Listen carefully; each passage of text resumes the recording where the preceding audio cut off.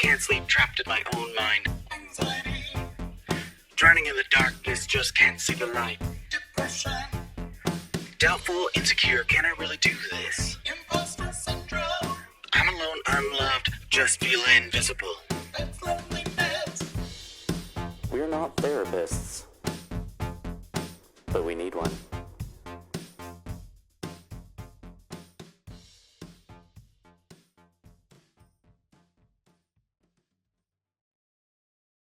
Hello, and welcome to We're Not Therapists, but we need one.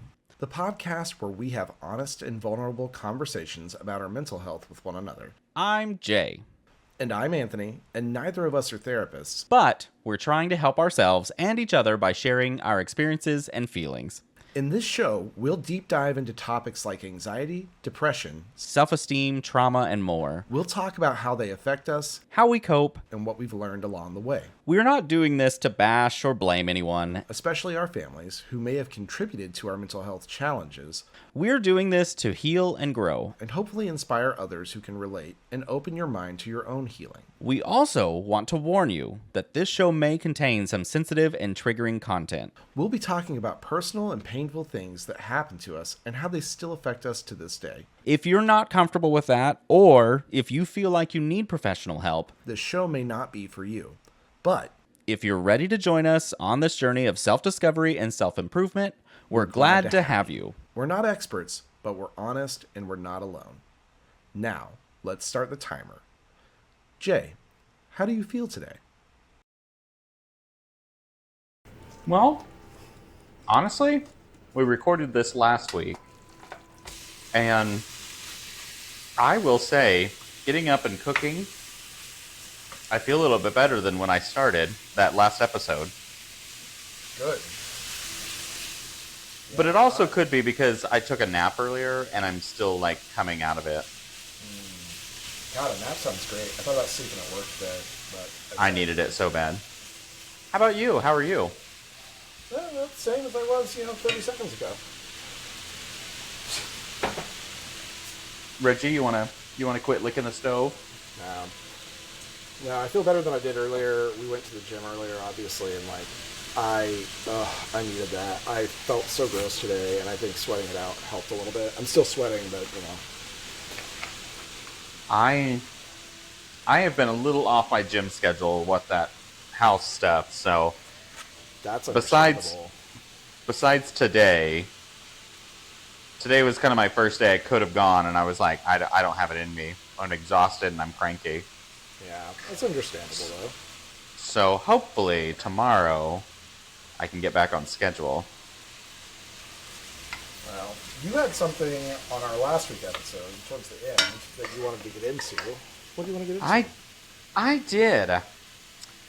We were talking last week about the fear of the big change, the upping and moving. Yes. And I want to ask you, what's stopping you?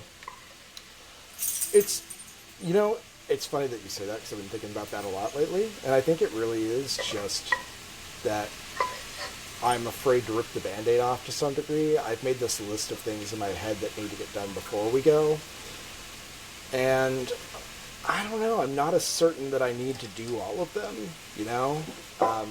Really, we got to sell the house, but that doesn't necessarily... We talked about this yesterday, actually, and I was like, well, we could, hypothetically, if we're staying with friends, move and just sell the house at whatever pace we need to. Not like that we want to stay with our friends forever, but there's not anything that could keep us from doing that. And if we want to make the move, I could always live with somebody here until I find a job there, because Joe will have an easier time transferring than I will. And and I've been working on this analytics course that I wanted to complete before we do make the move, because I want to move into a proper data analyst role, and I don't have a degree like I talked about last week, and so that becomes difficult with certain people. But I was looking at the city of Minneapolis, and a lot of their analyst jobs, specifically data analyst jobs, don't require you to have a degree, but you can use a degree to substitute for experience. Exactly. And I was like, that is forward thinking. Because that's what I always get concerned about. I was always concerned that my lack of a degree was going to keep you from getting places. And to some degree, it does. But I don't know. I feel like I'm at a point now where I'm trying to surmount these fears of changes that I've needed to make anyways, and that's one of them that we're going to have to make sooner rather than later with the state of politics in this country. That's kind of it. So I originally wasn't going to sell my house until I'd done all the changes I wanted to on it, so that way it was perfectly presentable to exactly what I wanted to sell it as. Right. And then I finally was just like, why? So I just was like, fuck it. I'm going to move and then list it. And that's what I did. And I put no effort into it after that. And you can ask my friend, I really just kind of like wrote the house off and then had to like force do a few things at the end. But yeah, and I think that's part of the concern is that we have things that need to get done to the house. But I don't know. I also feel like it's going to be nigh impossible for us to sell at a loss. I was going to say, you have enough equity that basically you would just not benefit from some of the comp increases for things you didn't update or didn't do. Right, exactly. And so, yeah, you're going to lose a tiny bit of money that you could have gotten, but you're also going to have to go spend that money anyways. So why not just not list spend it. money and just, yeah, exactly. Yeah, and I think that's where we're at. I think getting through this year is because we have trips and everything planned out and paid for the year. But I think that's our next year. No matter what, we're going to be pulling the trigger and just listing and getting rid of the house no matter what. Because I am getting very exhausted living in Oklahoma. So why can't you do it this year even with your books trip? My books trip? Your trip's booked. Well, sorry. You're probably right. I guess it's probably just me being afraid. I would assume it's because those are planned and it's going to feel chaotic if you go through it and with that stuff planned. But Yeah. it's kind of one of those situations where it's like, fuck it. I mean, it's going to be chaotic no matter what we do. You're going to feel chaotic and you're going to want to keep booking trips anyways. So Yeah, that's very true. I think the other thing is, I'm pretty close to my grandma and my niece, and that I understand. yeah, and that I think I don't want to I hate the thought of moving and my grandma thinking that I couldn't stay here for her, but at the same time it is my life and I do need to do things for myself. I mean, And that's kind of a thing is you can't blame yourself. You can't limit yourself for other people. Right. And if they blame you for something, then that's kind of where I'm like, well, you have your own problem if things went bad because I didn't stick around. It's not like I run your life for you. It's not like I just dropped you and stopped doing anything. Right. Well, it's not even. I don't think she'll feel that way for sure. It's just. It is very difficult sometimes, I feel like, to explain the issue with political climate and being gay to people who are not gay. Mm-hmm. And I'm going to mute myself for a second, so fill the silence, because I want to check a couple of things and things are going to get loud here. Oh, okay. Yeah, that is kind of one of the unfortunate parts about being gay in Oklahoma. Well, actually, just being gay in general, no matter where you are. People don't quite understand it. People don't see the levity behind it. Because a lot of people are like, fine, do whatever you want. It's your life. And I'm like, yeah, I will. Now, the problem is so many of you don't want me to live that life that you make a lot of changes. And there's so many of you that don't care But your not caring impacts me because then there's a lot of people that do care about what I do. And so I'm always in this fight in a country that's allegedly free to have freedom. A country that will let you go to war and die for it, but not let you marry who you want if certain people have the way about it. Well, and a country's not free if everyone's not getting the same equal rights. Right. Well, I think that's part of it, is trying to explain that to people whenever you're talking about politics. And it's politicians have done such a incredible job of making my personal life a political talking point that people don't see my life as my life. They see it as politics. And I hate that, because that hasn't happened to straight people. That doesn't happen to them. We don't legislate straight people. Not like that, at least. And then there's like the situation that I run into where, and I think you run into it too. A lot of people say, I don't really care that you're gay. And those are really nice words to say, but their thought process and their actions behind it don't support that, really. Well, and it goes towards the idea as well that I equate it, and these are not the same things, so don't misunderstand. Oh my God. But I make this like connection because it always rings true to me, is that you can't.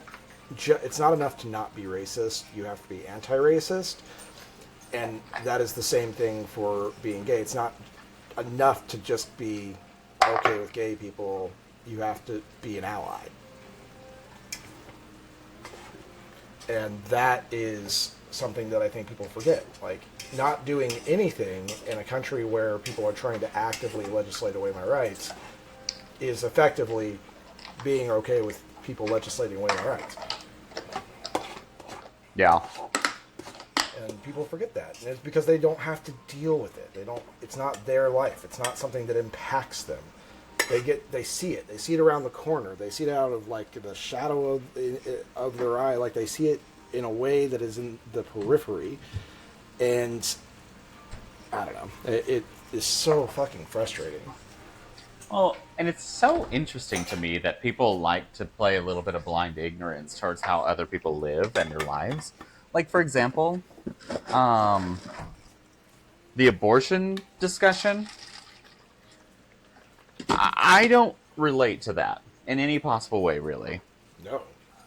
But I put myself in their shoes. How would I feel in any scenario? Because I want to take an interest in, if I'm trying to make decisions that impact somebody else's life, Yeah. you know, I have to actively put my mind to it. I can't just, and I can't just be like, oh, with the baby, it's the baby's right. And I'm like, I get how simple it is to go that way. 100%. I get it. I'm not dumb. But there's so much more depth to it. I don't know how you can simply just black and white think of that process and go, it's so easy. It's obvious. I don't know why you can't see it this way. It's people who think these things are political talking points. It's things that don't impact them in any way, shape, or form. And they never have had to deal with it. I think it is, for people who are gay, there is the advantage of having to deal with the fact that you are gay, and especially growing up in an environment where people are staunchly anti-gay. Mm-hmm. And the country is pretty anti-gay. I'm not getting beheaded in the public square legally, but, you can still drag me behind a truck and kill me, and, it's not going to make the 5 o'clock news. But it's having to deal with that, I think, makes us a little bit more able to empathize with people and to look at those issues and think of them from the people perspective and not from a political perspective or a religious perspective. And I also think not having religion is a huge advantage when it comes to empathizing with other human beings. Because all the people who think that religion makes them good, they're just absolutely 100% wrong. Your religious beliefs don't make you good or bad. They're just religious beliefs, and then most of the time they just make you an asshole. Well, because they make you think that you've done good things and that everything you think is good. And I'm like, Yeah. okay, so no, let's evaluate that real quick. Well, and I think that's just it. Like, there are people who think that just being Christian in this country makes them a good person. And they firmly believe that, and I don't understand it because it's... Oop. I do understand it because of the way I was raised. I do understand where that perspective comes from. What I don't understand is how people don't get it out of their heads as they grow into society. Yeah, and it's so weird looking at like how narrow the thought process is for like people I grew up with, and how hard it is to think beyond their way. Yeah. Well, and it's religious beliefs. Like, people get that so stuck in their heads, and especially in small towns and rural America, there is this misconception amongst these small communities that the whole of the country is out to get them and out to take things from them. And they already have so little, they're staunchly defensive of everything. And so they get stuck in these really black and white spaces when nobody gives a shit about your gun. Nobody really gives a shit about you being a farmer. I mean, I get it. Fall on that sword all day long if it makes you feel better about yourself, but Jesus fucking Christ. People appreciate farmers. I eat, so yeah, I am part of agriculture. Your sticker isn't wrong, but holy fuck. Like, how do you feel so attacked? I don't sit at work all day thinking, like, man, people don't appreciate inventory things. Like, it's just never going to happen to me that way. I don't see life that small. Right. But just see these veggies. Boom. Oh, those look delicious. Hell yeah, they do. But, yeah, I think we grew up around people who felt eternally victimized because of their religious beliefs and being country folk. Oh, for sure. My parents, everyone was like, oh, city people think they're so smart and they just don't know what us farmers have to go through. And we're obviously the smarter ones. And those scientists that do stuff for farmers, they don't know anything that they're doing. They only use their education. And I'm like, hey. Just because they're out of touch with the actual farming side of it, maybe you guys just have to fucking work together.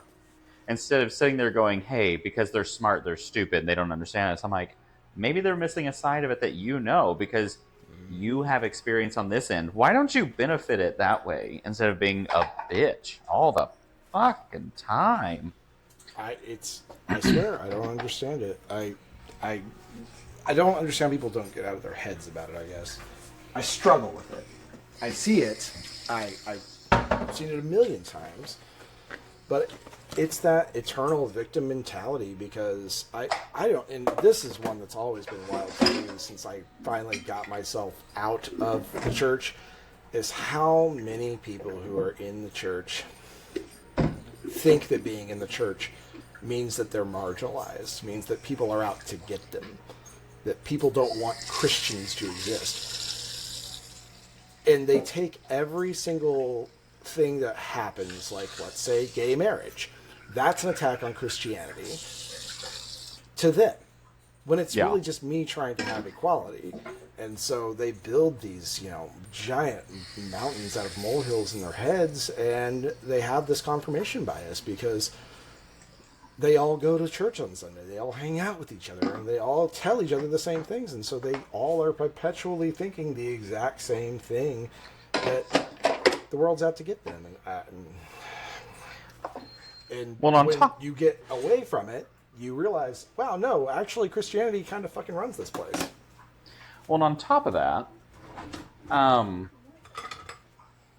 think a lot of Christians feel like they're also being attacked because people tell them to leave them alone And Christians are like, yeah, but I'm trying to help you, because they're getting so wrapped up in themselves and their goodness based off of their false belief that they think that when you're telling them no and pushing them away, that you're trying to stop Christianity.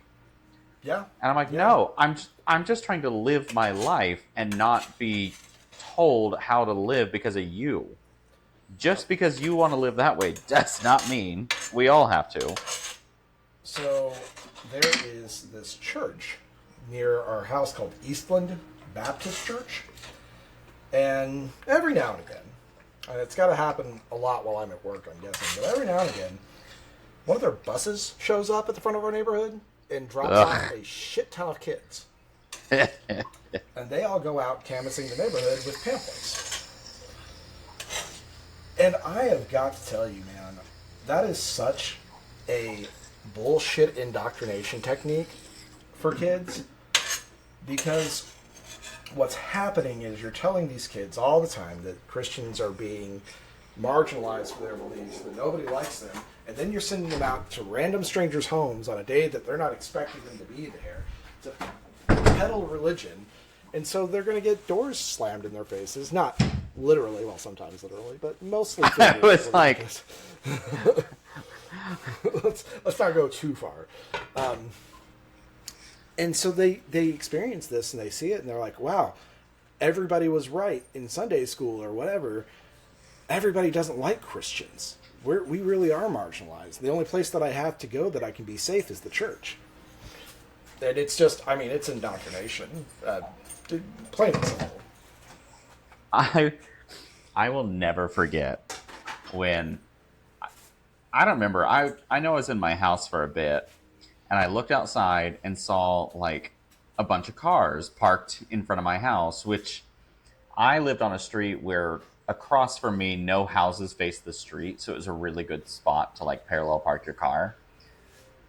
And it was a bunch of cars. I'm like, oh, somebody's having a party, and I don't recognize any of those vehicles. Well, and then I like started looking around and seeing that a bunch of church people had gotten out of their car and started canvassing the neighborhood. And right as I acknowledged that, they pop around my garage door on my sidewalk to head up to my porch. And I went, oh, no, because I had my front door open and I was looking through my storm door. And I went, oh, no. And then I just like shut the door as they were walking up. Well, and I mean, I usually ignore them. Now we have like a lot of signs on the door that say, don't solicit and don't peddle your religion here. And I know they might be tacky, but I don't give a shit. Because Fuck it. we pamper Christians in this country so fucking much, while minorities continue to suffer on a day-to-day basis. Mm-hmm. And they want to be victimized so bad. And I wish we would. I wish we would. That's just me being petty and mean, but I wish we would. Yeah. Because I'm so sick of it. And it's so stupid to me that people who are claiming to be Christian and religious have lost so much sight of any sort of positivity their religion used to have, that it makes them hateful. And I'm just like, you really guys are missing the core concept of a lot of this. I don't know if you guys read this book, but I did. A lot. I was forced to. A lot. Yeah. And, yeah. So I did. I read this fucking book. A lot. Because I thought it was going to cure me from being gay. Turns out Oh, there's no my cure God. for that. That's strange. Yeah. And it's just, like, it's so wild because it's just people who think that going to church on Sunday and reading a passage every now and again makes them religious and Christian, and they forget about like the core concepts and foundations of their supposed faith. I mean, I'll never forget when I called my mom out for religion and her behavior towards other people, and then how I said, I don't understand how you feel justified when you're just as much as a sinner and they're all equal, because I've read the Bible. In the Bible, yeah. And I literally get a text like the next day justifying her actions, saying that it was okay the way she handled things. And that's just it. Like, if you really were practicing your religion, you could have just said, you know what, you're right. I am a sinner, and I acknowledge that. Instead, she went for justification because she can't say she's wrong. No, Can't say God, she no, does can't be. something bad. Well, and I'm the one who needs to open my eyes and look for the light.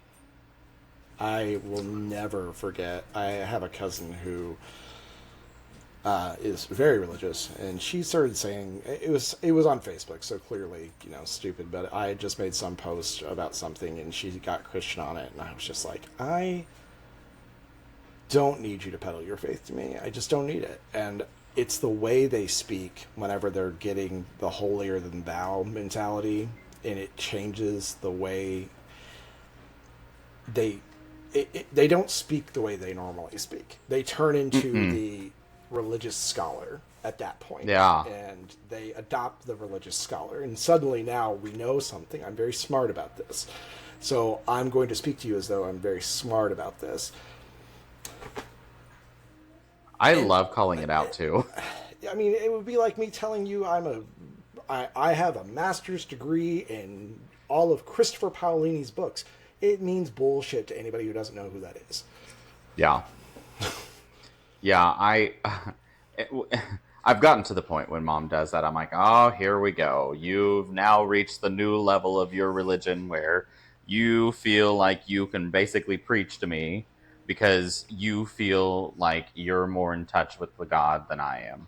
Mm-hmm. And I'm like, so pedal your way through, get it out, because you've got to feel superior.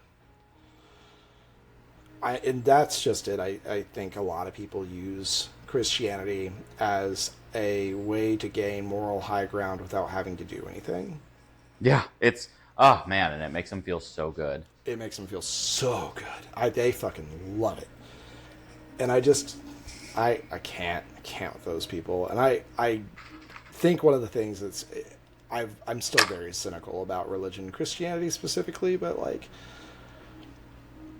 I'll have this conversation, let's say a bar with friends, and there's always like one or two people who are like, but you just don't go to the right church. Oh, God. My man, my woman, my they, them, Jesus Christ, what the fuck? I've been to so many churches. It's not that... Anyways. But they think their church is the right church. It's always the right church. Oh, their church is always a good accept gay church. people. Don't worry. And yeah, I don't know. It's... Anyways. We're open to your kind. Although, what's going to happen is we're going to we're going to say some stuff that sounds like we're like, well, you could do better. Well, that's just it. It's the... I don't know. I don't trust churches, and I probably never will. Because I've been burned too many times in the past. Well, for me, it's just what I've witnessed over the years. I'm just like, wait. Well, we're still having to deal with it. Like, we're still currently dealing with religion trying to enact laws that regulate the way that we live our lives because they want us to live the way that they want us to live. They want to cleanse society of different people so that they don't have to see them existing. Well, I could use a bath, but not that one. Ugh, yeah, I need another shower after this. I'm so sweaty. I don't know how. I made this super duper easy, and I feel great right now. I mean, I'm hungry, but we only have like just under 3 minutes left, so I was going to say, yeah. This is going to be my dinner as well, actually. I think when I just throw this in a bowl and have this to eat tonight too, because I've got a little leftover chicken too that needs to get tossed. So that's what I did. I was like, I'm gonna make 4 meals, so I have Tuesday through Friday. Because during the day, all I do is like, today it was like cheese sticks and protein drinks because I try and keep it super low cal. Although, oh no, I forgot I had a crumble cookie because it was somebody's birthday. And it was so goddamn good. I think I had like 2 hard-boiled eggs, my leftover ramen from yesterday, and then I snacked on some nut mix. And now this. The only reason I even ate it was because I was like, okay, you know that you are still going to be under calories today, so you can afford to have this shitty 500 calorie cookie. Well, I still went to the gym and burned probably whereabouts of 700-ish calories, so I think I'm solid. I'll never forget whenever I was doing calorie counting years ago, and I was going to the gym, and I think I was on a calorie cut of like 1,200 calories a day. And I was going to the gym a lot, and basically by dinner time, I had still little calories. and, and I was like finishing up at the gym, and I was just angry. I would be like, "What the fuck? I can't eat anything! God damn!" I'm always of the opinion that I can't just eat anything, but if I'm working out actively and I just make it some healthier choices, I'll be fine. Well, and so I'd be like, "I don't have any food at the house. I gotta go pick up something, and there's nowhere that gives good, healthy food. God damn it!" Chicken Chipotle, that was always my go-to when I was really trying to watch what I was eating whenever I worked, whenever I was single, and there was a Chipotle like within walking distance of my workplace. I just literally walked there every day. I swear, for lunch every day for 2 whole months. I ate Chipotle. That's one of my coworkers. Because Well, it was and just, I'd get like rice, beans, fajita veg, chicken, and then like salsa, and that was it. And what's funny now is I find a lot of meals that are super low calorie. This one's low calorie if I make it, and then even if I need to pick up something, if I do like grilled chicken and fruit from Chick-fil-A, I mean that's very minimal. Chick-fil-A. I know it's one of the options, but I can also do Chipotle or Panda Express. If you do like the string green chicken Yeah. and beef and broccoli and super greens, it's super low cal. It's low and calorie. it's a lot of food, and so I can split it in half, and it's even lower calorie. So That's why I made 2 trays of veggies, because I like to add a lot of veggies to my lunches so that I don't fill up on other things. yeah, this one's definitely dense and veggie. But we reached 30 minutes again, so Oh, look at that. Well, come back next week whenever we'll talk about something else. Hopefully, or else we'll just keep ragging on the same shit we always do. Christians, probably. Bye, listeners. Bye, guys. And we're out of time. Thank you for joining us today on our show. As you can see, therapy is not always easy, but it can be very rewarding and healing.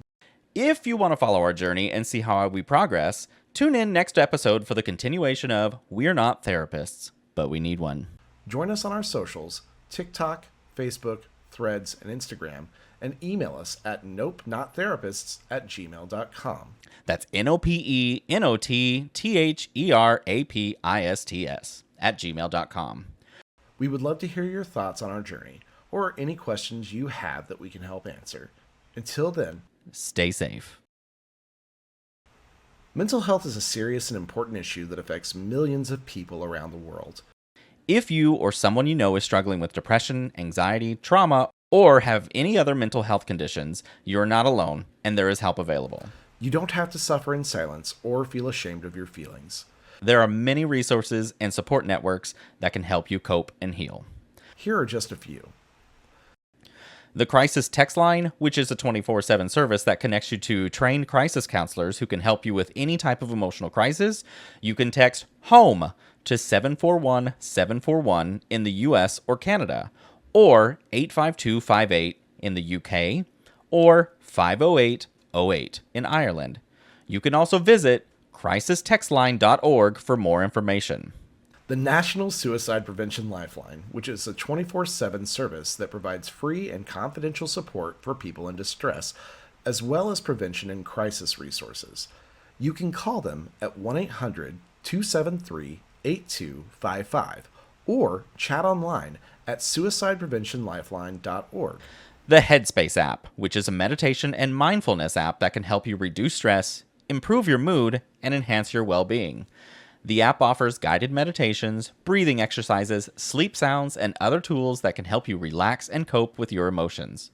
You can download the app for free and try it for 10 days or subscribe for unlimited access to all features.